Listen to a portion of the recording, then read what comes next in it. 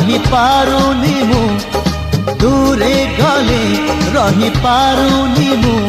तो लागी 16 बयसी